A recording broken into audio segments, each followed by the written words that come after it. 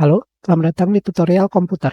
Tutorial kali ini mengenai tidak ada UEFI firmware settings pada Advanced Option. Seperti yang kalian lihat di sini terdapat UEFI firmware settings.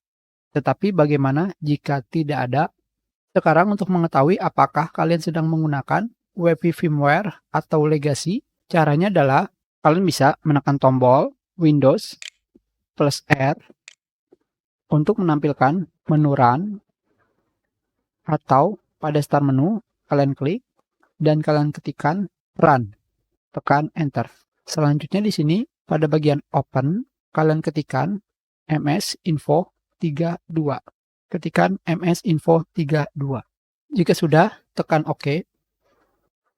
Sekarang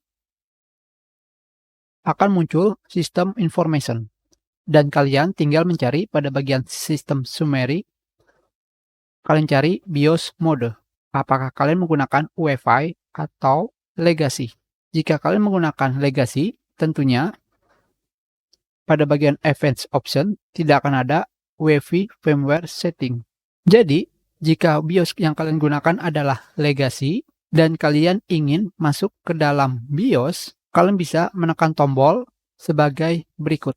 Ini adalah daftar tombol masuk ke BIOS dari berbagai macam merek. Ingat, untuk masuk ke BIOS, ketika komputer kalian baru dinyalakan atau hidup kembali ketika kalian merestartnya, tekan tombol sebagai berikut, berdasarkan merek laptop atau komputer kalian. Kita sudahi, terima kasih.